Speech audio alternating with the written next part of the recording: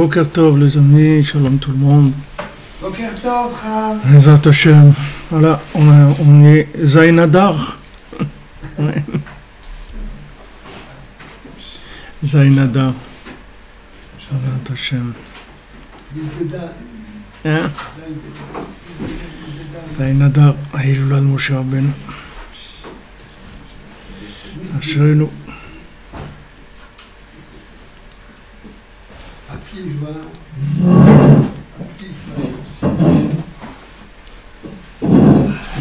Shalom à tous, merci tous les amis pour votre soutien, votre présence. C'est l'armée de Mashiach. Ah, les gens qui vont emmener le Mashiach. Ceux qui se lèvent la nuit, qui parlent avec Hachem. C'est eux qui vont emmener Mashiach et dire Rabbi Nathan. C'est eux la vraie armée de Mashiach. Hachem Ashrenu.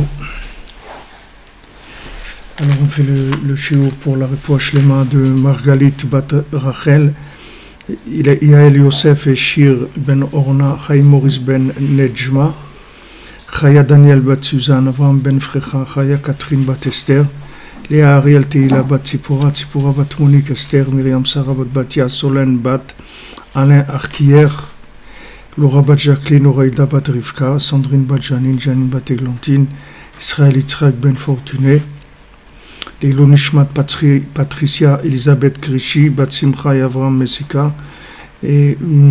Yitzhak Loski. Alors hier j'étais voir Laura Besançon, bon Hachem il va un petit peu mieux, il faut continuer à prier, ça va un petit peu mieux, il y a de l'amélioration. Bon Hachem, il faut continuer à prier. On est sur la bonne voie. Merci pour Genève, Madame Aman de Genève qui est connectée avec nous. Oh, Hachem. Tous les connectés, c'est magnifique. Alors hier, on est arrivé, on a vu les 6 points dont Rabbeinu il parle, qui sont des points de sommeil, d'accord, c'est-à-dire de sommeil, c'est-à-dire ceux qui permettent de recevoir la conscience comme par intraveineuse, comme quelqu'un qui ne peut pas manger, alors on lui fait passer par l'intraveineuse. Donc ça, on reçoit la conscience par le sommeil. Donc on a dit par le sommeil, par les tzitzit, par les tfilin, par la Torah, par la tfila et par le commerce. D'accord? Alors on a vu hier que la tfila, c'était Hod Ve'adar, la tfila c'était Chaye Sha'a, c'est-à-dire c'était la vie dans le temps. Et donc à la fin du cours, Menachem, c'est venu cette chose-là du temps, et c'est un point très important parce que on en a parlé qu'un petit peu. On a Rav Léon qui est avec nous, Ezrat Hashem, Ashrenu. Les Rav Léon du Cameroun. Maintenant, pour Hachem, on a une petite yeshiva au Cameroun et en Côte d'Ivoire maintenant aussi. Ils ont commencé cette semaine. Ah, au Hachem. Alors, le temps, la notion de temps, c'est ce qu'on a dit hier, c'est très très important, c'est-à-dire de savoir ça. Que le temps, en fait, c'est comme un sommeil. C'est comme un sommeil. C'est-à-dire que le fait qu'on attend, c'est ça qui fait la délivrance elle-même. La délivrance, elle vient de l'amtana. Amtana en hébreu, c'est les mêmes lettres que matana, c'est le même lettre que cadeau. C'est-à-dire que l'attente, en fait, ça fonctionne comment? C'est-à-dire on voit la lumière avec l'esprit, on voit la lumière on sort d'Égypte, on va vers Eretz Israël, etc. C'est-à-dire on voit la lumière du tzaddik, on voit même la lumière qu'il y a en nous, c'est-à-dire nos capacités, notre enthousiasme, tout ça. Après, il faut attendre. Il faut attendre. Et le Rabbeinu dit que cette attente-là, c'est elle qui fait tout. C'est-à-dire tout se fait dans l'attente. Rabbeinu amène le principe du Kohen. Le principe du Kohen.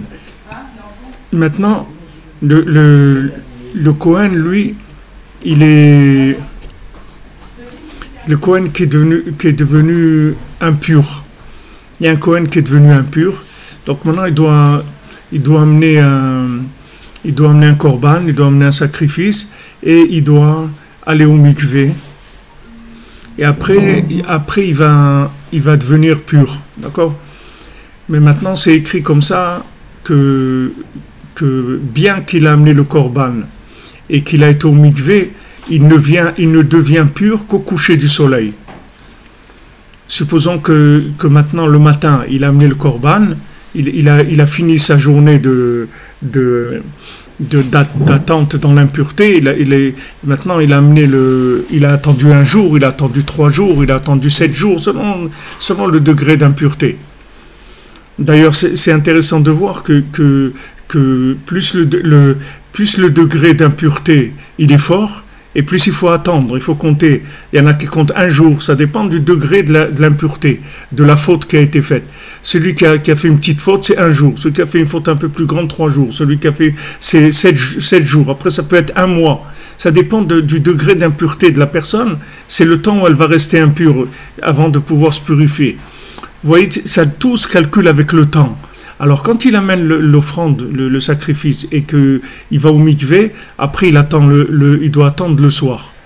Quand le coucher du soleil arrive, c'est là où il est pur.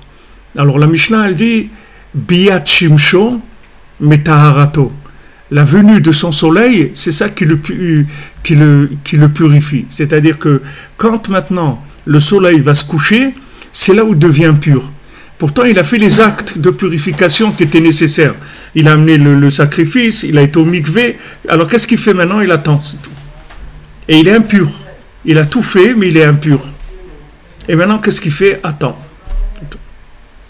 Biyat shimsho, quand le soleil va se coucher, c'est là où il va devenir pur. C'est-à-dire, dès que le temps qu'il faut, il passe, il devient pur. C'est pas ce qu'il fait. Alors Rabbeinu il dit dans Sirot Haran, Rabbeinu il va jusqu'à l'extrême là-dedans, et il dit, il y a des gens que toute leur vie, ils ne voient pas le niveau qu'ils ont. Ils ne se rendent pas compte de ce qu'ils ont fait. Rien que quand ils sont décédés, c'est tout. Au moment où ils sont décédés, il y a tout ce qu'ils ont fait dans leur vie. Leur vrai niveau, ils voient qui ils étaient. Alors que toute leur vie, ils ont cru qu'ils étaient des gens médiocres, ou ils ne savaient pas qui ils étaient. Il fallait Biyat Shimsho, Rabbeinu il amène ça dans l'extrême. Biyat Shimsho, ça veut dire, il y a le coucher du soleil, et quand lui il se couche, c'est-à-dire que quand c'est la fin de sa vie, à ce moment-là, il y a Taharato. Il devient pur, et à ce moment-là, il a accueilli là-bas comme un tzaddik, et il y a tous les tzaddikim qui viennent le chercher, etc. Et lui, il croyait qu'il était quelqu'un de médiocre. Il faut savoir, les amis, je vous dis, celui qui se lève la nuit et qui prie, sachez que vous êtes avec tous les tzaddikim de la génération. Ne regardez pas qui vous êtes dans le système de Esav, parce que c'est pas ça le critère. Le critère, c'est que Rabbi Nathan il dit, ceux qui se lèvent la nuit et qui prient, c'est eux qui vont amener le Mashiach. C'est eux l'armée du Mashiach. C'est tout. Ça, c'est la vérité. Maintenant, le reste de la journée, ne vous occupez pas de ce qu'il y a. Ça, c'est rien du tout, ça. Ce qui compte, c'est ça. Vous vous levez la nuit, vous demandez à Hachem, pardon, s'il te plaît, Hachem, révèle-toi dans le monde. On veut plus de souffrance, on veut plus de mensonges, on veut plus de disputes, on veut plus de marloquettes, on veut plus des histoires, on veut qu'il y ait la paix, on veut qu'il y ait la révélation de la parole divine, on veut que Rabbi Nachman, tout le monde connaisse Rabbi Nachman pour le bien de l'humanité. Voilà, celui qui fait ça, c'est un activiste de Mashiach. C'est un activiste de Mashiach. Maintenant, à côté, dans la journée, il est dans l'état où il est, c'est pas, qu'est-ce qu'on va faire? On est dans l'état où on est, qu'est-ce qu'on va faire? C'est pas parce qu'on est couronné qu'on on va rien faire. Au contraire, parce que comme maintenant, dans le temps de Esav, c'est-à-dire dans Time is Money, on n'est pas parfait du tout. C'est justement c'est ça qui nous permet d'aller dans ces notions-là de Hitbodedut et de Chatzot et des choses qui sont profondes. Parce que justement dans le temps, dans ce qui est le time is money, c'est pas là-bas qu'on réussit. On réussit dans les notions intemporelles. C'est là où on réussit. Donc maintenant, notre attitude, c'est hamten, attends.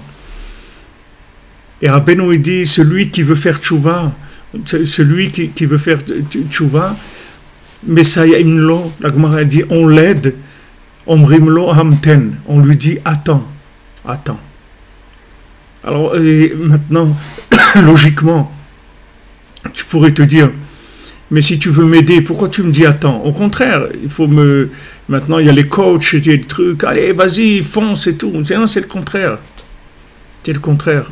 Attends, c'est tout. Attends, tu veux et tu attends, c'est tout. Maintenant, la force de l'attente, c'est ça qui fait rentrer la lumière dans le temps. Maintenant, tu as vu une lumière. Il faut que tu la rentres dans le temps. Comme celui qui avait trouvé un héritage en Italie, ou je sais pas, il a dit un héritage de milliards de son grand-père. Seulement, c'était des billets qui étaient plus valables. Alors, le pauvre, il s'est trouvé milliardaire avec des billets de Monopoly. Il n'avait pas Alors, je crois qu'il a fait un procès, un truc. Je crois qu'ils l'ont arrangé un peu, ils lui ont donné quelque chose. Mais il faut que ça rentre dans le temps. Si ça rentre pas dans le temps, ça vaut rien du tout, la lumière. Si tu la rentres pas dans le temps, tu la vis pas, tu fais pas quelque chose avec, à quoi elle sert? Alors maintenant, tu as vu une lumière très forte. C'est bien. Tu as répondu présent à l'appel. Tu as dit, mon Dieu, ça y est, je laisse tout. Il y en a, ils ont laissé la canne-bière, le canet, le truc, et ils sont venus en Eretz Israël. Okay. Il y en a, ils ont laissé la musique, d'autres, ils ont laissé ça. Ils disent, ça y est, Hachem, j'ai entendu l'appel, je viens. Ça y est, je viens. Ok, Baour Hachem, Mazal Tov, tu es venu. Alors maintenant, dites-moi qu'est-ce qu'il faut faire. Maintenant, tu attends. C'est tout. Tu attends combien de temps? On ne peut pas te dire. On ne peut pas. Il n'y a personne qui sait combien de temps tu vas attendre. Personne ne sait. Mais ce qui est sûr, c'est que ça va marcher. C'est sûr que si on est venu te chercher, c'est pour te délivrer. Si on ne voulait pas te délivrer, on ne serait pas venu te chercher. Si on t'a montré cette lumière-là, cette inspiration, ça veut dire que tu fais partie des gens qui ont leur âme, elle a été connectée par la volonté divine, par la miséricorde divine, par la connexion du tzaddik. Maintenant, on s'occupe de toi, c'est tout. Qu'est-ce que tu fais? Attends. On te dit, mais ça imlon, on l'aide. On lui dit d'attendre. Et on lui donne la force d'attendre. Les gens, ils veulent tout de suite. Ouais, ça y est, je veux ça. Attends. Parce que, pour l'instant, tout ce que tu as, tout ce que tu vois, c'est virtuel pour l'instant. C'est pas rentré dans le concret de ta vie. Attends que ça rentre. Attends que ça rentre dans ton effet, dans ton âme du côté de l'imaginaire, que tu le vives, quoi. Que ça reste pas à l'extérieur. Et pour ça, tu dois attendre, c'est tout. Tu dois attendre. Tu vois la cuisson, c'est comme ça, Rabbi Nathan dit, les choses les plus fortes, alors il faut attendre. Il faut qu'elles cuisent longtemps.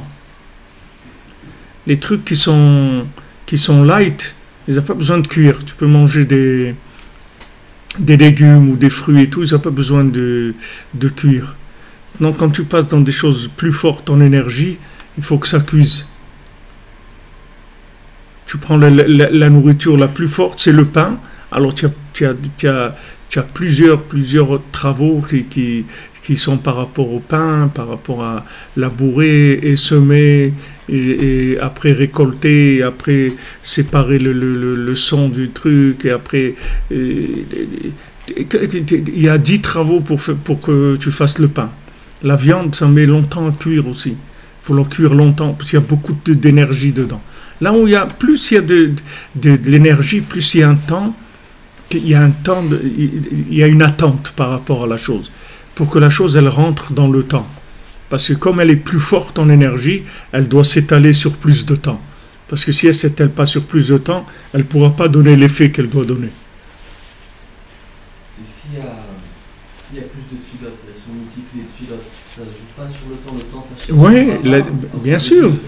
Bien sûr, la tfila, il le dit, que la tfila c'est chayesha. Il le dit. C'est ça que je suis en train d'expliquer. La tfila, ça s'appelle chayesha.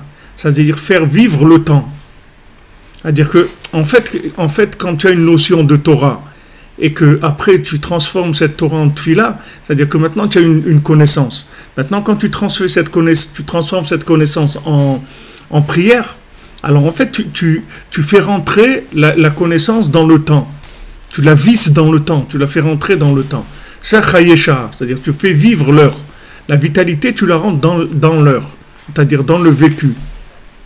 Et si maintenant tu sais des choses que tu n'arrives pas à faire, alors il faut que tu pries pour les faire. Parce que la prière, tout le lien de tfila, ça vient de nefila, naftali, le principe de la prière. Prière, ça veut dire faire descendre la chose. Et tout le principe de la prière, c'est de l'attente.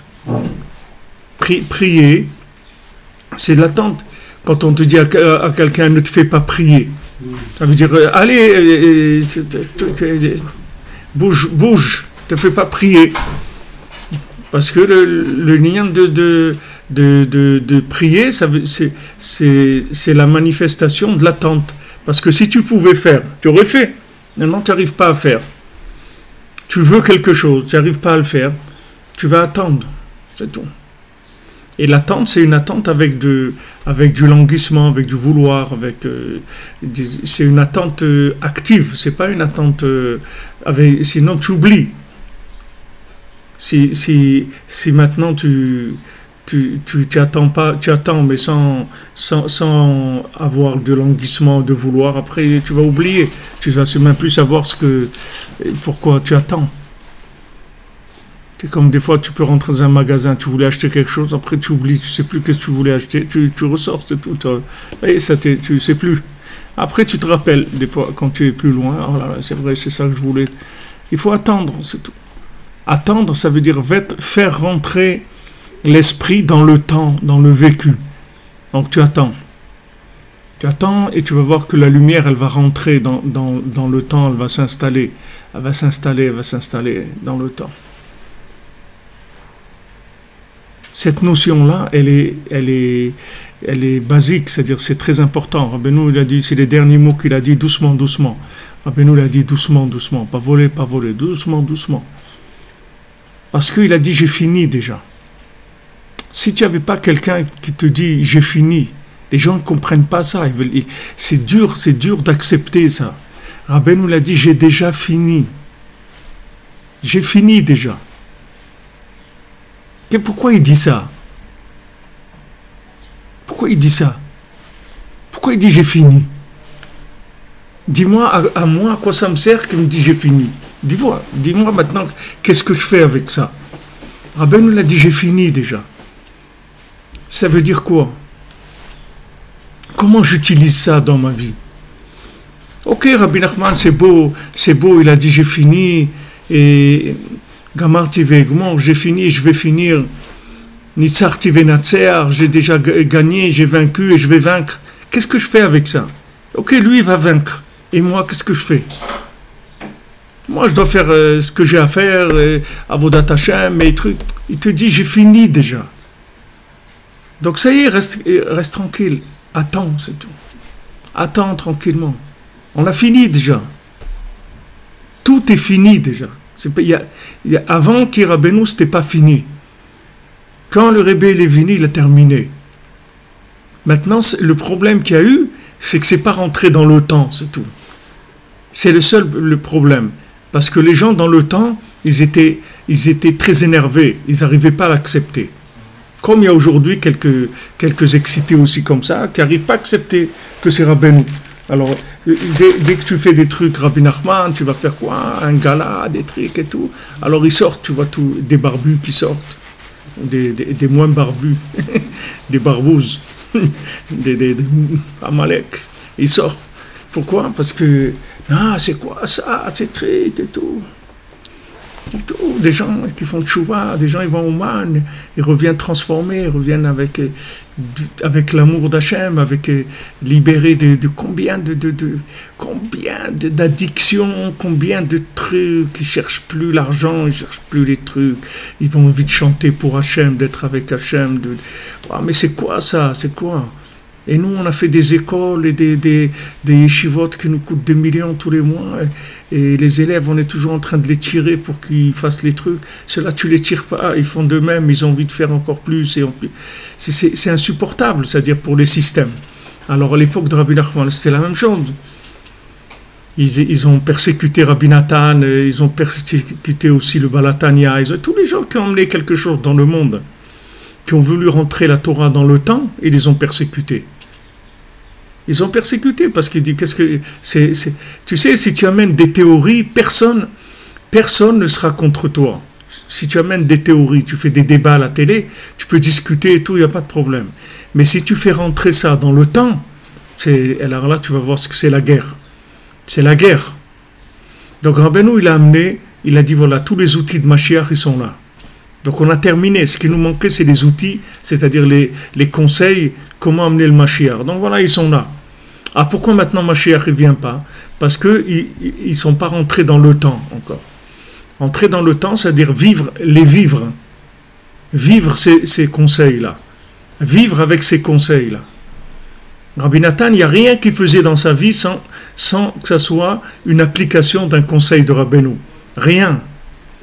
Quand il parlait que le langage des mots de Rabbeinu. Des mots du Likutei Moharan, du Sipurei Masiot, que Lachon Chachamim, c'est tout.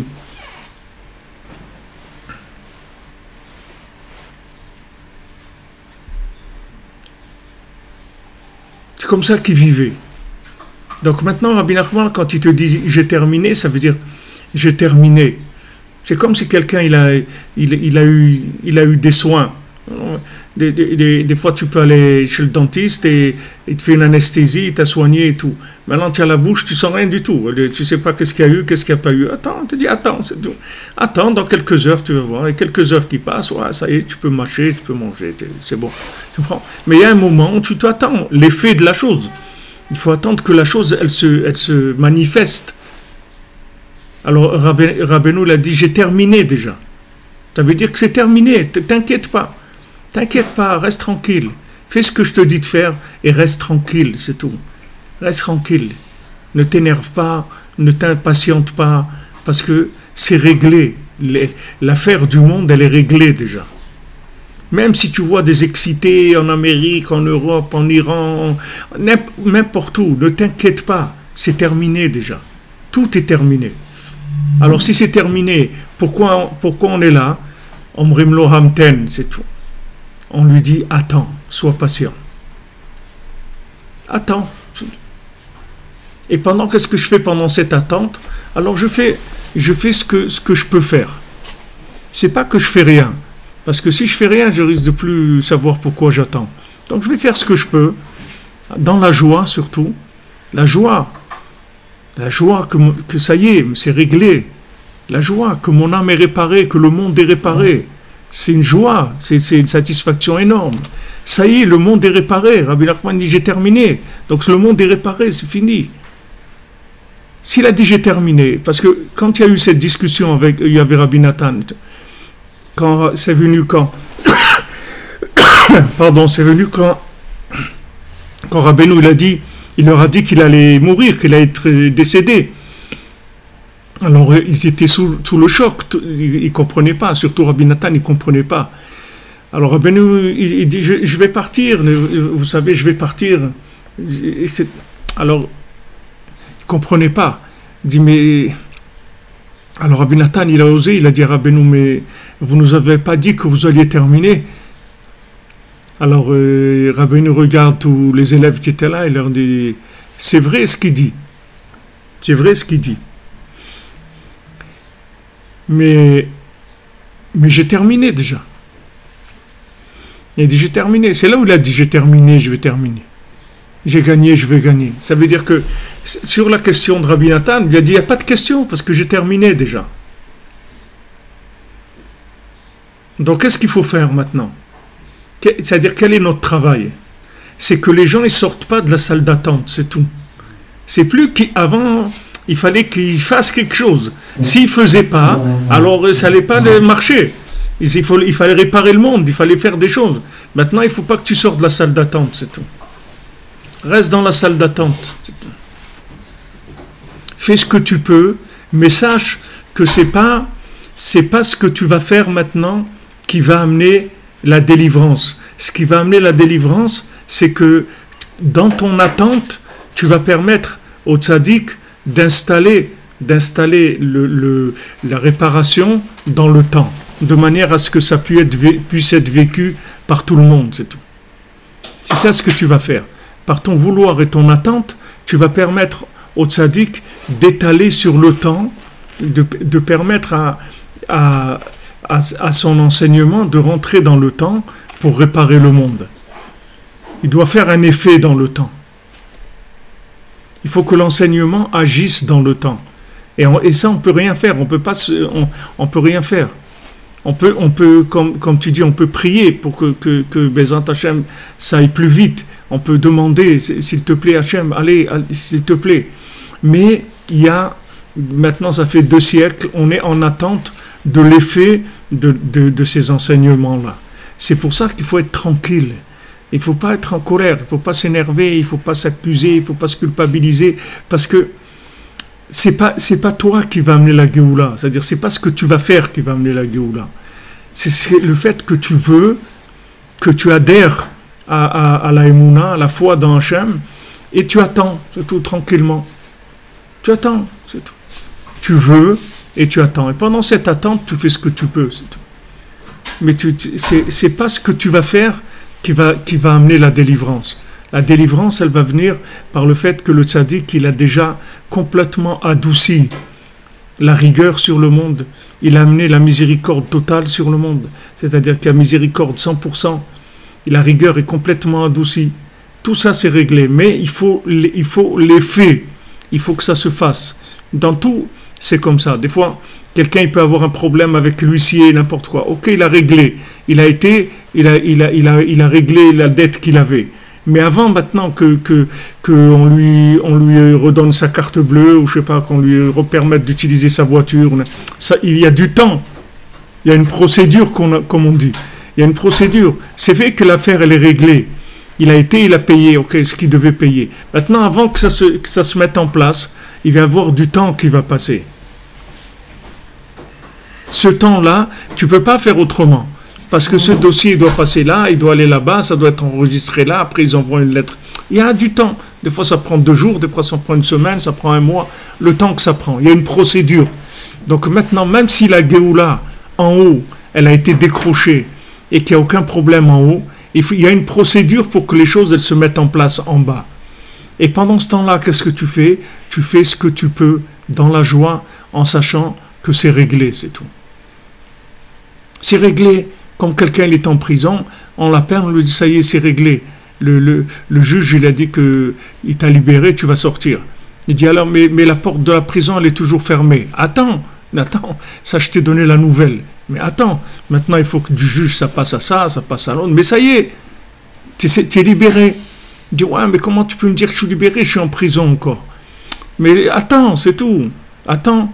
Il faut maintenant que les trucs qui sont enregistrés, qui sont envoyés, que ça arrive à la centrale des pénitentiaires, les trucs et tout, et tu vas voir, tu vas sortir. Mais c'est réglé, ça y est, c'est fini. C'est pour ça qu'on a besoin de cette parole de Rabbeinu, que c'est fini. Parce que si on prend le poids sur nous du Mashiach, comment on va mener le Mashiach dans l'état où on est, nous? Comment tu veux qu'on mène le Mashiach? Il y avait des générations de tzadikim, ils n'ont pas le Mashiach, nous on va mener le Mashiach. Comment on va amener le Mashiach? On ne peut pas amener le Mashiach, nous.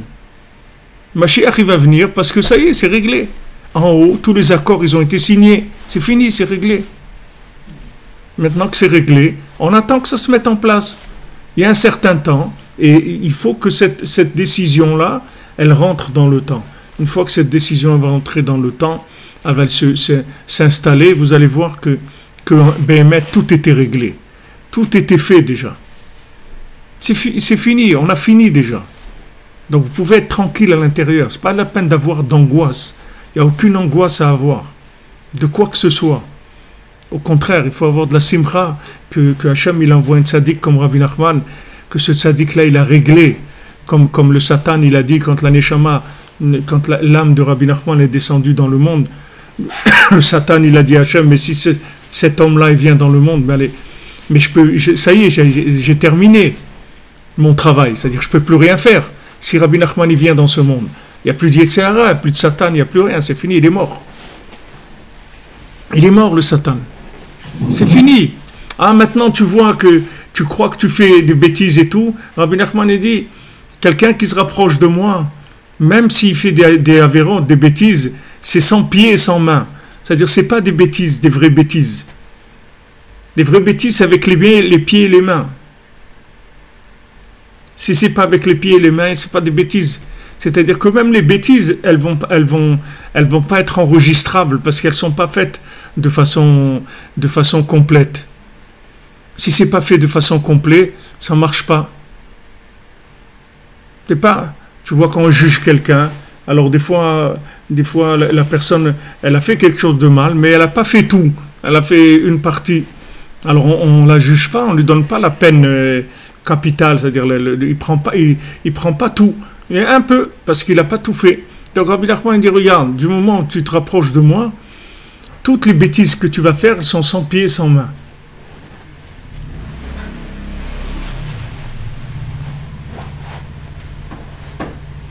Soyez patients, c'est pas grave que vous fumez dans la salle d'attente, ou c'est sniff, et truc, ça n'a aucune importance.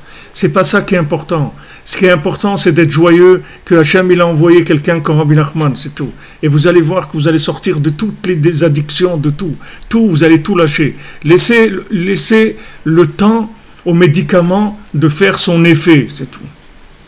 Il y a un temps. Un médicament, il ne marche pas immédiatement.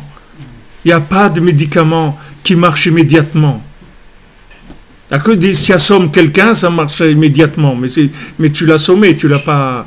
Mais tu peux pas. Même si quelqu'un prend des antibiotiques, ça ne marche pas en 1 heure, ça ne marche pas en 2 heures, ça prend du temps. Tout prend du temps. Pourquoi ça prend du temps? Parce que la chose, elle doit faire une action dans un changement, quelque chose.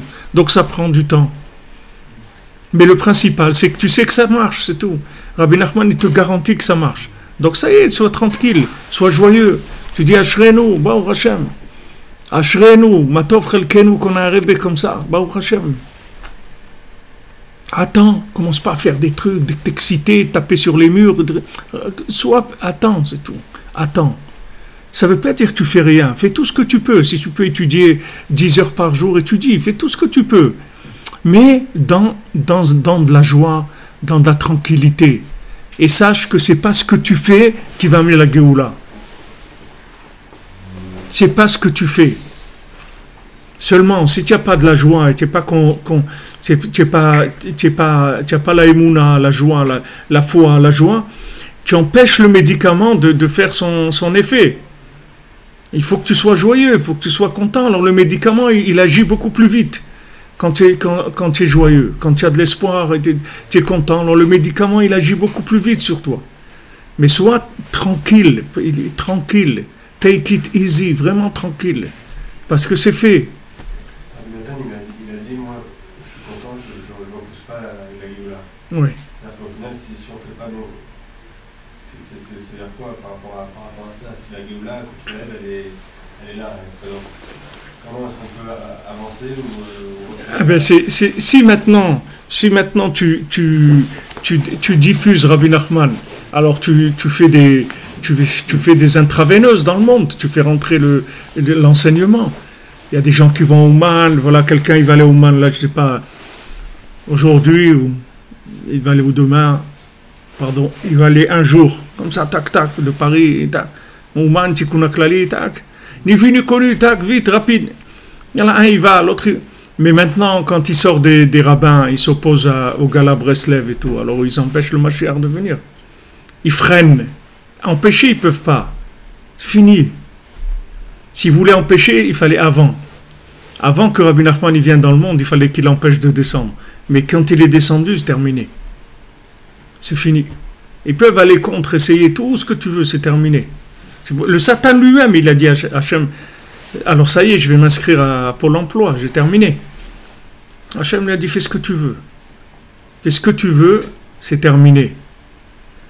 Alors lui, il a trouvé quoi comme conseil? Il a trouvé la machloket, l'opposition à Breslev. Il dit voilà, si tu fais de la guerre pour salir le nom de Breslev, pour dire voilà, les Breslev, c'est ça, ils font des trucs, tu commences à faire de la shonara sur Breslev, alors qu'est-ce que tu fais? Tu empêches les gens de se connecter à ça, donc tu fais que ça dure plus longtemps, c'est tout. Puisque maintenant la Géoula, elle dépend de la diffusion. Pourquoi Rabbi Nathan, il dit je suis content que je ne déchire pas les livres? Pourquoi il n'a pas dit autre chose? Parce que ça dépend de ça. C'est-à-dire que quand Rabbi Nathan il a quitté ce monde, il a dit la fatsa, c'est-à-dire faites de la fatsa, allez-y, diffusez Rabbeinu. Alors il y a des anti-diffuseurs, il y a des gens qui parlent contre. Alors il y a des fois quand parlant contre, pour ceux qui sont un peu dedans, ça les excite encore plus, ça leur donne encore plus de force. Ils disent ah ouais c'est contre et tout. Il y a les grands fous, que quand ils voient qu'on est contre quelque chose, ça les excite parce qu'ils aiment tout ce qui est à l'envers. Donc au contraire, ça leur donne envie parce que ils disent ah ouais ils sont tous contre, tous les rabbins et tout. Ben, ça veut dire que c'est là-bas qu'il faut aller. Parce que c'est vers ça qu'il faut aller. Il y a des gens, et il y a des gens qui sont un peu comme ça, ça les refroidit.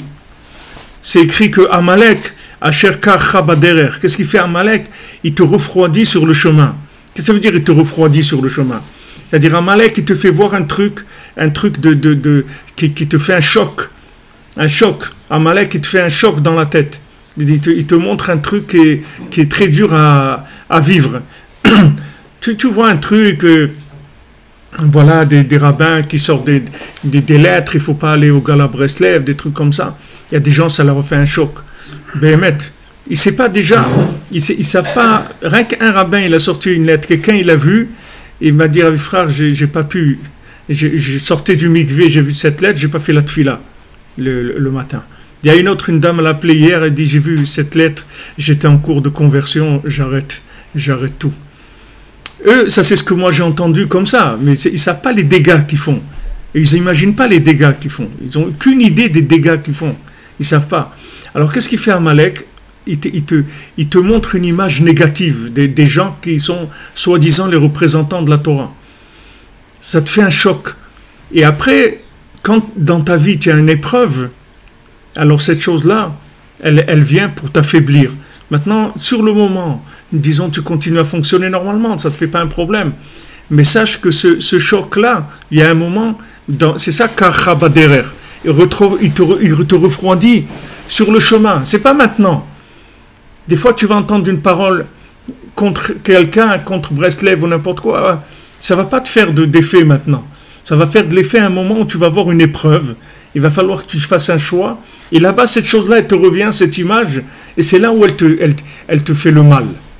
C'est là où elle te fait le mal, que tu n'arrives pas à te renforcer, à prendre la bonne décision ou ce qu'il faut faire. C'est ça, comme ça que travaille Amalek.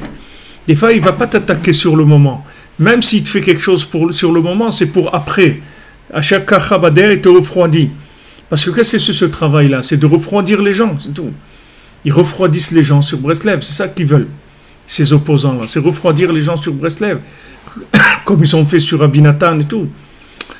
Mais c'est que refroidir, ils ne peuvent pas éteindre. Rabbeinu l'a dit, ma flamme, ma petite femme, elle va brûler jusqu'à Mashiach. Même si quelqu'un il arrive à faire de l'opposition comme Rabbi Nathan, il a fait que réduire l'intensité de flamme. Mais la flamme elle-même, il ne peut pas l'éteindre. C'est fini. S'il voulait éteindre la flamme, il fallait avant que Rabbeinu vienne dans le monde qu'il empêche de venir. Et ça, il ne pouvait pas empêcher de toute façon. Donc ça ne peut pas s'arrêter. Quoi qu'il se passe, ça ne s'arrêtera jamais. Jusqu'à ce que la chose, elle se réalise. C'est-à-dire que la Géoula, elle vienne. C'est fait, c'est fini. Rabbeinu l'a gagné déjà. Dans toutes les situations, tout le temps. C'est pas quand Rabbeinu l'a dit, Nitzarti venatzer, j'ai gagné, je vais gagner. C'est pas qu'une fois qu'il a gagné. C'est dans toutes les situations, Rabbeinu, il sort toujours gagnant. C'est toujours lui qui a le dernier mot, tout le temps, dans toutes les situations. C'est un acquis, c'est quelque chose qu'il a lui-même annoncé, c'est quelque chose de réglé. Donc, vraiment, take it easy. Laisse parler, laisse faire. Ça n'a aucune importance. Ça n'a vraiment aucune importance. C'est dommage, parce que ça crée des refroidissements, ça crée des ralentissements. Ça fait des ralentissements. Mais arrêter, ça ne peut pas s'arrêter. Et au contraire, quand ça repart de plus belle. Ça repart de plus belle. Parce que même ces rabbins qui signent et tout, ils ont des dossiers de trucs encore, des trucs horribles sur eux. Mais ça, bon, nous, on a honte, parce qu'on est des balais de chouva, on a honte des bêtises qu'on a faites dans notre vie, on est mamache honteux. Eux, ils font des bêtises, ils prennent des pots de vin, ils font des saletés, des crasses terribles, et ils n'ont pas honte. Ils continuent, il vient comme ça, le rabbin, il n'a pas de problème. Il n'a pas de problème. Ils ont pas, il n'y a pas signal de honte ni rien. Allez, on y va. Rabbeinu, tout ça, c'est rien du tout. C'est mamache rien. C'est une machine, Rabbeinu, que tu peux pas, il n'y a personne qui va l'arrêter. Personne dans le monde l'arrêtera. Au contraire. Au contraire. Chaque fois qu'il y a de l'opposition, il sort encore des trucs encore nouveaux qu'il n'y avait pas avant. Voilà, maintenant, avant, c'était les gens du Cameroun, maintenant, on a les gens de Côte d'Ivoire qui commencent. Rabbeinu en Côte d'Ivoire, les gens, ça y est, commencent à se réveiller en Côte d'Ivoire. Il y a plus de gens qui suivent les shiurim, il y a plus de gens qui vont à Ouman. Plus de gens, il y a des gens tous les jours qui vont à Ouman. Des Français, pratiquement tous les jours qui vont à Ouman. Ça fait qu'augmenter. Qu'augmenter, ça ne peut pas s'arrêter. C'est comme s'il y a une avalanche, un truc, des boules de neige, là, elle descend, qu'est-ce que tu vas arrêter? Tu ne peux rien arrêter, ramasse tout avec elle. Elle grossit, chaque tour qu'elle fait, elle ramasse avec elle. Allez, et ça avance. Regarde, nous, où on était, où Rabbeinu est venu nous chercher, où le Rebbe est venu nous chercher, d'où on est sorti, d'où il nous a sorti. D'où il nous a sorti qu'on est là, qu'on aime Hachem, qu'on aime le Ham Israël, qu'on a envie de la délivrance, qu'on a envie de la paix dans le monde, qu'on n'a rien contre personne. Et personne ne nous dérange dans ce monde, au contraire. Comment on est arrivé là? Mais regarde le Kohar qu'il a, le tzaddik. Maintenant, comment il est venu te chercher? Avec quoi? Avec ton langage à toi, avec là où tu te trouvais, gentiment, sans aucune violence, sans aucune pression, sans aucune culpabilité. Rien du tout. Parce que c'est fini. C'est réglé. Il n'y a pas besoin de ta participation personnelle. On n'a pas besoin. On a besoin que tu restes tranquille, c'est tout. Que tu y crois et que tu restes tranquille et que tu sois joyeux qu'il y a ça. Que tu dises merci mon Dieu. Merci mon Dieu que tu as envoyé un tzaddik comme ça dans le monde. Merci, merci. Comme à la sortie d'Égypte. Merci que tu as envoyé Moshe Rabbeinu. Merci que tu as envoyé quelqu'un qui nous délivre. Merci que tu as envoyé ce berger là. Alors Rabbi Nachman, c'est Moshe Rabbeinu. De façon complète qui va délivrer le monde complètement. Alors les gens ils continuent à faire de la simulation de participation, c'est-à-dire ils croient qu'ils veulent faire quelque chose pour emmener le Mashiach. Qu'est-ce qu'on va faire pour emmener le Mashiach? Le Mashiach, reste tranquille, c'est tout. Reste tranquille, c'est pas toi qui vas l'emmener le Mashiach. Reste tranquille. C'est pas toi, c'est pas ce que tu fais qui va amener le Mashiach. Toi, tu vas rentrer dans la Emouna. C'est tout, c'est ça qui va accélérer la Géoula. Tu veux un Mashiach, fais connaître Rabbi Nachman, c'est tout. Avec ça, tu vas faire accélérer le Mashiach. Lève-toi à Chatzor, tu vas amener le Mashiach. Mais tout ça, ce qu'on fait, c'est rien que parce que Rabbeinu, il a dit de le faire, c'est tout. C'est pas pour la chose elle-même. Nous, la chose elle-même, on ne sait pas. Pourquoi se lever à Chatzor, c'est mieux que de faire autre chose? On ne sait pas pourquoi. Mais c'est comme c'est le Rebbe qui a dit ça. Alors on sait que là-dedans, ça va marcher, c'est tout. Mais ce n'est pas la chose elle-même. Il aurait pu dire de faire autre chose.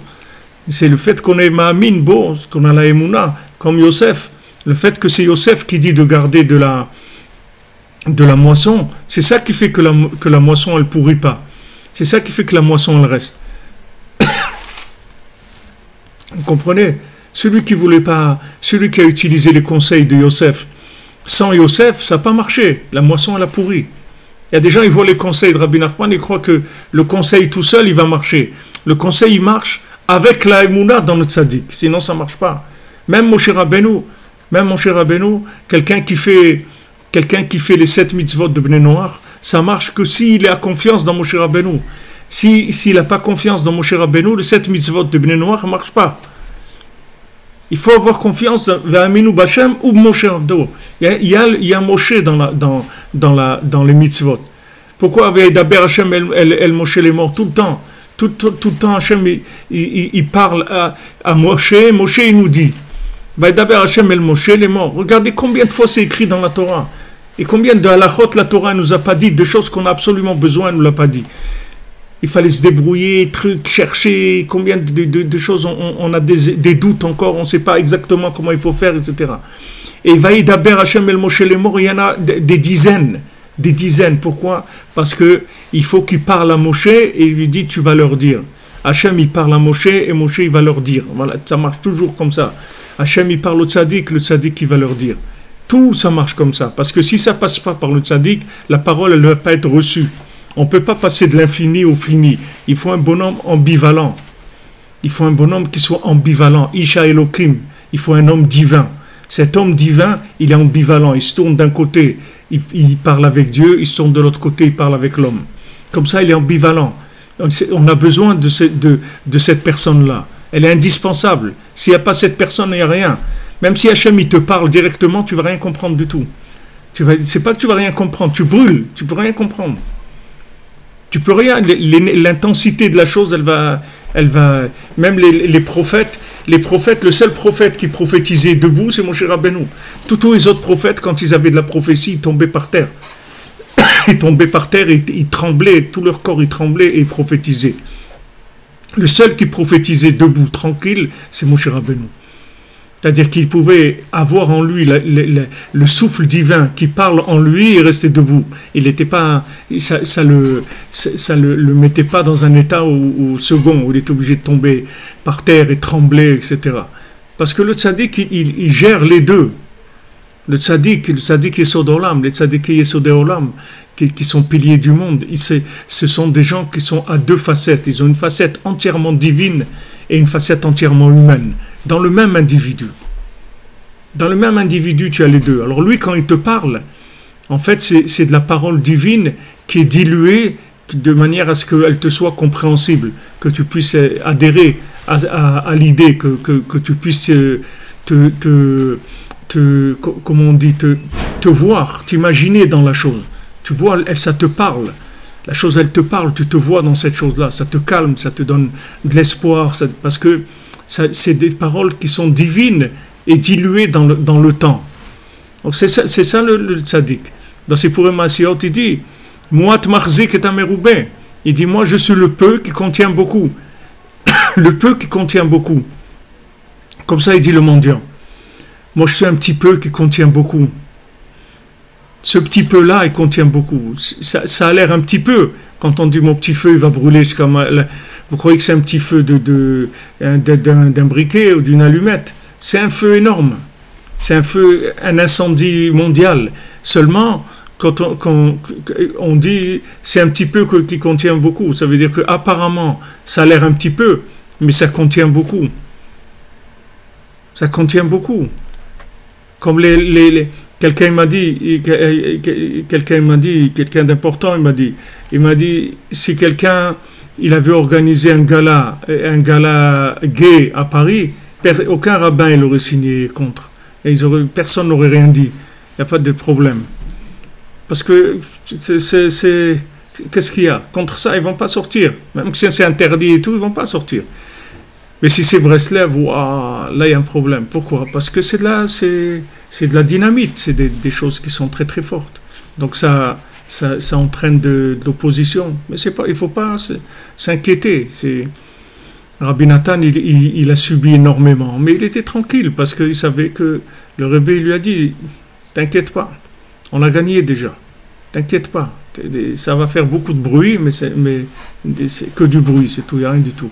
Ne te fais pas de soucis. C'est gagné déjà. L'affaire, elle est déjà gagnée.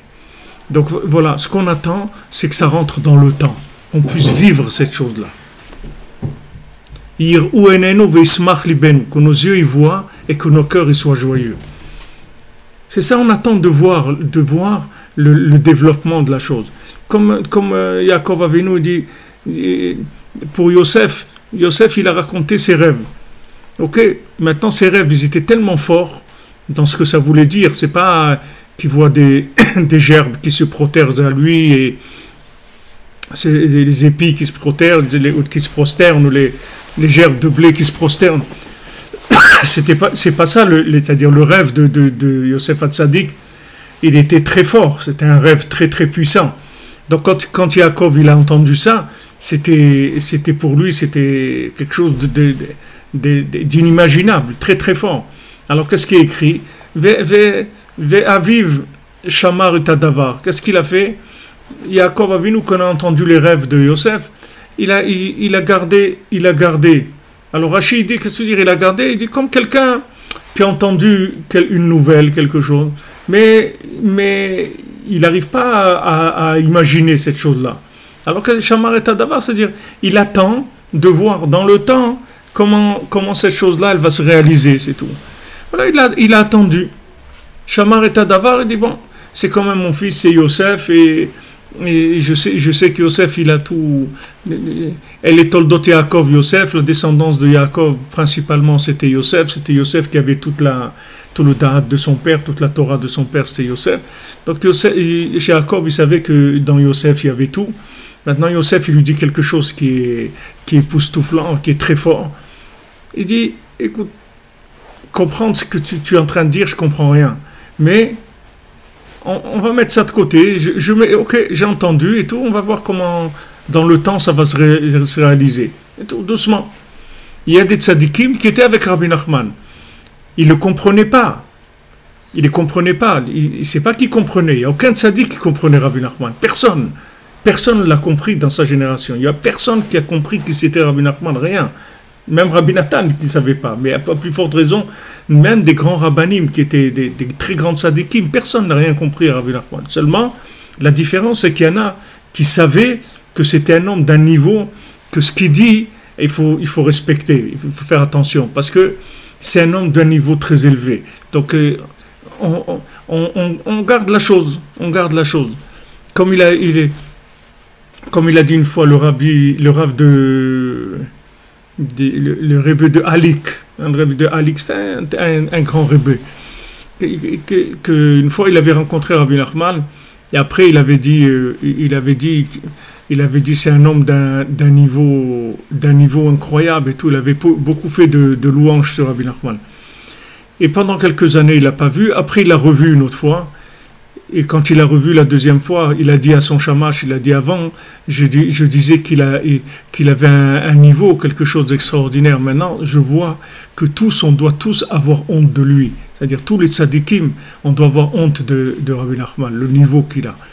Quand il y a des tzadikim, ils ont lu les contes, les 7 mendiants, ils ont dit, ça comprendre, je comprends rien. Mais en tout cas, je sais que là-dedans, il y a des choses qui dépassent l'entendement humain complètement. Il y a beaucoup de tzadikim qui ont vu, c'est pas qu'ils ont compris, mais ils ont vu qu'il y a quelque chose de phénoménal là-dedans. Mais ils ne pouvaient pas l'expliquer. S'ils pouvaient l'expliquer, ils auraient convaincu le monde, ils auraient arrangé sur place, ils auraient amené la Géoula. Mais ils ne pouvaient pas. Ils ont senti qu'il y avait quelque chose, mais ils ne pouvaient pas.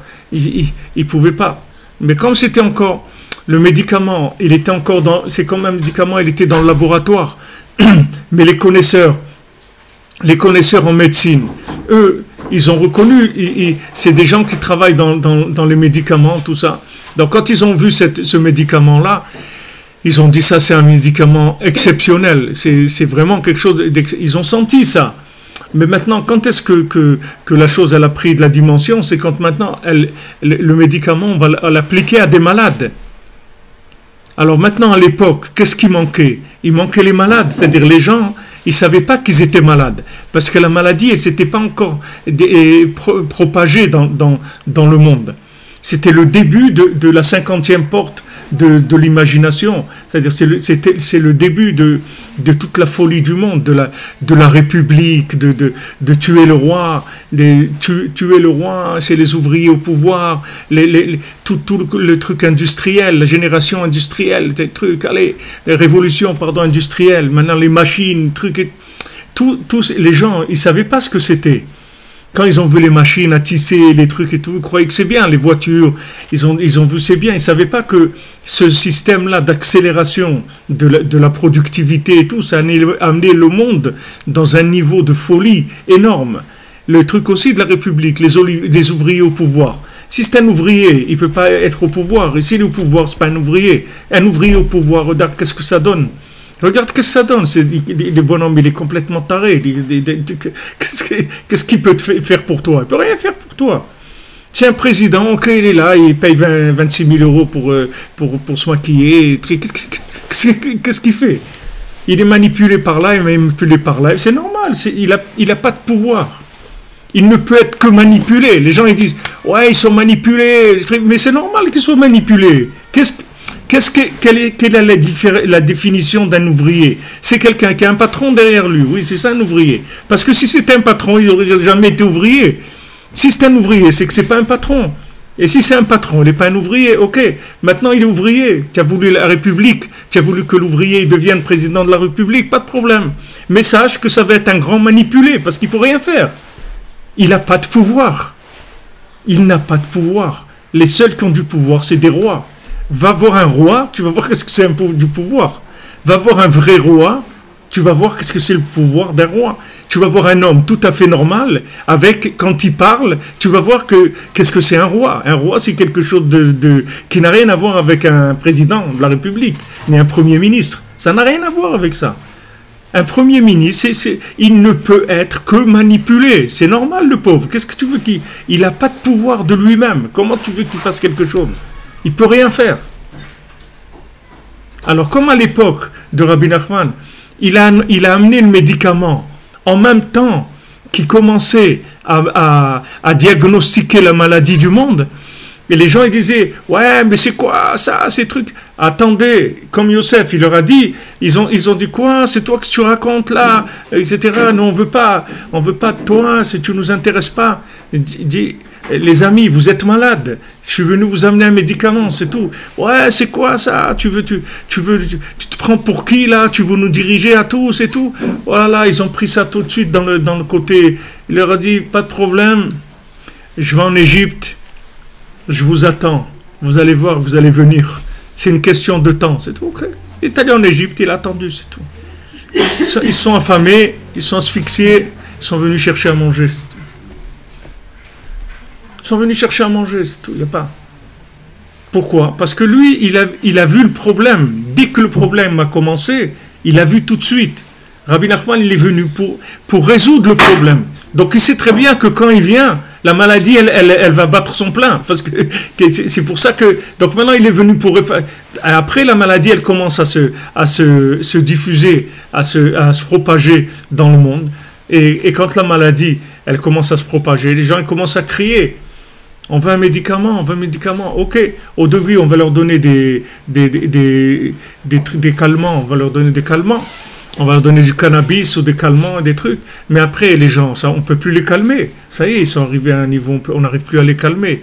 Donc ils disent, attends, on dit, voilà, ya Rabbi Nachman, viens, fais comme ça et comme ça, tu vas voir que tu vas te calmer.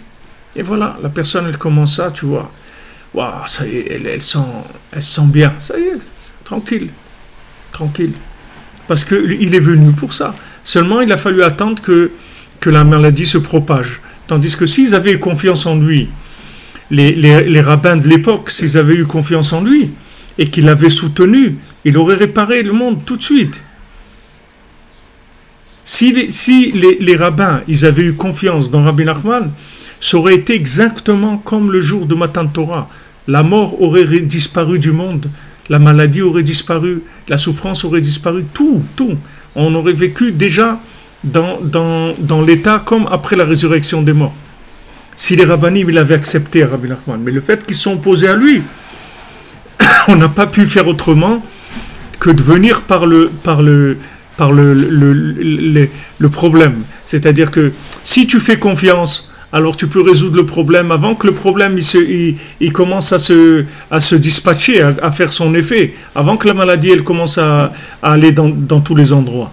Et si tu ne fais pas confiance, il n'y a rien à faire. On est obligé que la personne, elle attende, elle tombe malade, et elle commence à crier, et à ce moment-là, on va lui administrer le médicament. Elle va dire merci beaucoup, je suis très content que vous m'ayez donné le médicament. Mais s'il y avait eu la confiance, il n'y aurait pas eu besoin de tout ça. Si les grands, ils avaient fait confiance à Rabbi Nachman, qui aurait dit, écoutez, c'est quelqu'un de grand, s'il dit ça, c'est qu'il sait ce qu'il fait, alors venez, on va le soutenir et tout. Tout de suite, ça aurait été la délivrance de l'humanité. Tout de suite. Mais comme ça ne s'est pas fait, comme on dit, par la tête, ça va se faire par les pieds. Comme ça ne s'est pas fait par la confiance, ça va se faire par le côté expérimental. C'est-à-dire que les gens, ils vont souffrir, et dans leur souffrance, ils vont trouver Rabbi Nachman. C'est pour ça, t'inquiète pas. Quand tu vois quelqu'un qui vient au Man ou qui se rapproche de Rabbeinu, tu peux être sûr qu'il a souffert dans sa vie. Tu peux être sûr, tu n'as même pas besoin de lui poser de questions. Parce que les gens qui n'ont pas souffert, ils ne trouvent pas Rabbi Nachman. Parce que c'est comme ça, on est une génération, on est tous dans l'imaginaire. Pourquoi tu veux que quelqu'un il cherche s'il est bien dans sa peau, il n'a pas de problème? Il ne va rien chercher. Mais quand les gens ils vivent des problèmes, des choses horribles, des trahisons, des déceptions, des échecs, des trucs qu'ils n'ont plus envie de vivre, ces gens-là, s'ils ont la chance, ce n'est pas tout le monde qui trouve ça. J'ai vu à Chamichement un article d'une jeune fille qui a fait de la pression psychologique sur un jeune pour qu'il se suicide. Il avait 18 ans. Et comme ça, pendant des mois et des mois, elle lui envoyait des SMS. Ouais, t'es pas un homme, t'es pas capable de te suicider, truc et tout. Et lui, il essayait, ça marchait pas. Elle lui dirait, tu vois, si tu fais semblant, c'est pas vrai, t'es pas un vrai. Et à un moment, jusqu'à qu'il est rentré dans un camion, et il a mis l'échappement dedans pour s'asphyxier. Et le pauvre, il s'asphyxiait, alors il est sorti du camion. Alors elle lui a envoyé un SMS, tu vois, je t'ai dit que c'est pas vrai, t'es pas un vrai. Comme ça, sans arrêt, jusqu'à qu'il s'est suicidé. Combien elle a pris de prison? 15 mois de prison. 15 mois de prison, c'est tout. Regardez la pression que quelqu'un il peut mettre sur des gens faibles. Ces gens faibles.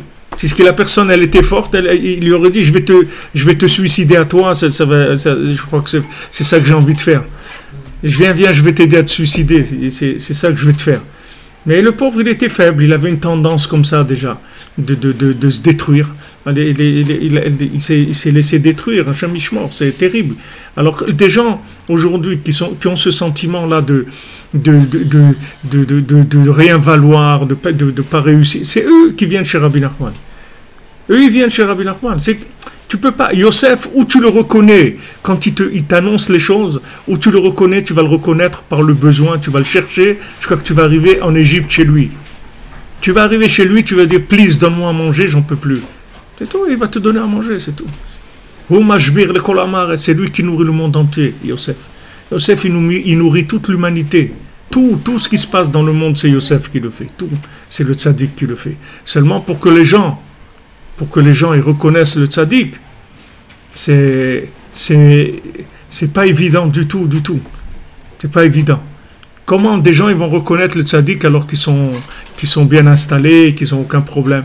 Mais les gens ils rentrent dans la souffrance. Combien de gens seuls, combien de gens malades, combien de gens qui ont échoué dans leur vie, qui ont un constat d'échec, ou des gens qui ont le mal de vivre, la rage de vivre, des gens qui ne sont pas bien dans leur peau.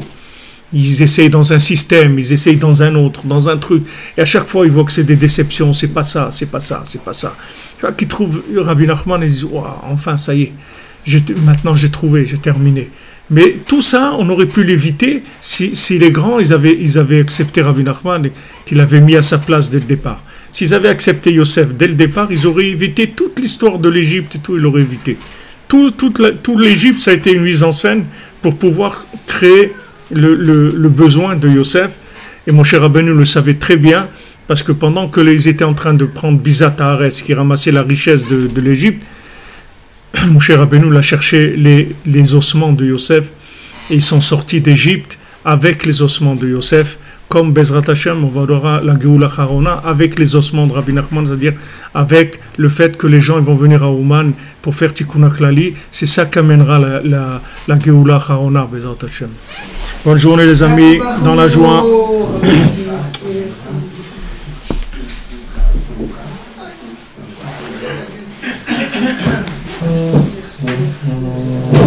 Que des bonnes nouvelles, merci de votre présence.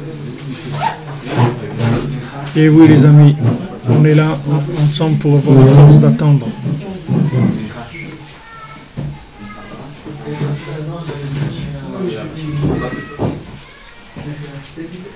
Tu attends 5 minutes, je reviens, je me dis que